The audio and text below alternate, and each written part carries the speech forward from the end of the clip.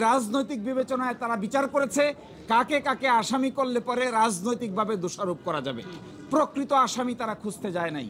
আজকে আদালতের সামনে দুটো মূল প্রশ্ন দাঁড়িয়েছে যে মুফতি হান্নানের দ্বিতীয় কনফেশনের উপর ভিত্তি করে কোনো সাজা দেওয়া যাবে কিনা। আদালত বলেছেন নো, দ্বিতীয় কনফেশনের উপর ভিত্তি করে কাউকে কোনো সাজা দেওয়া যাবে না।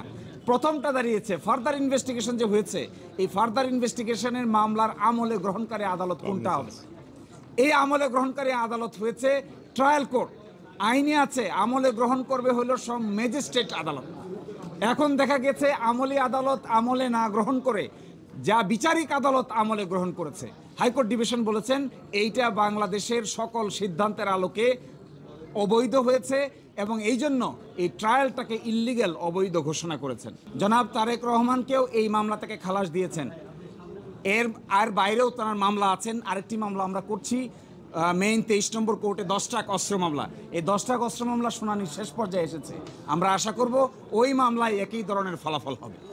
21শে আগস্টের মামলায় যারা নিহত হয়েছেন, যারা আহত হয়েছেন, ডেফিনেটলি আমরা সকলেই তাদের প্রতি অত্যন্ত সহানুভূতিশীল। এটাই হতে হবে আইনের দৃষ্টিতে। কিন্তু প্রকৃত অপরাধী যদি রাষ্ট্রপক্ষ বের করতে না পারে তাহলে বিচারটা হবে কার?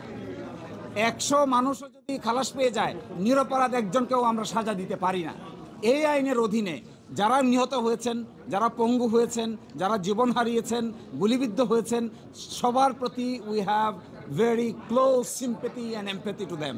কিন্তু এই বলে বাবর সাহেব, এই বলে তারেক রহমান সাহেব, এই বলে মুজাহিদ সাহেব, এই বলে সালাম পিন্টু সাহেব, যাকে ইচ্ছা তাকেই আপনি সাজা দিতে পারবেন না।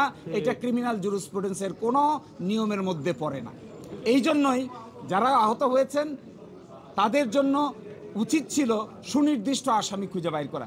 সুনির্দিষ্ট আসামি না খুঁজে আমরা খুঁজেছি রাজনৈতিক প্রতিপক্ষ। রাজনৈতিক প্রতিপক্ষ খুঁজতে গিয়ে সুনির্দিষ্ট আসামিরা তার সহযোগিতা নিয়ে ফাঁক তালে বেরিয়ে গেছে, আমরা তা খুঁজতেও যাইনি। এই জন্য এইভাবে টর্চার করে ক্রিমিনাল জুরিসপ্রুডেন্সকে ব্যবহার করে যাকে ইচ্ছা তাকে সাজা দেওয়ার যে নীতি, এই নীতি কোনো সরকারের আমলে কারো জন্যই প্রযোজ্য হওয়া উচিত।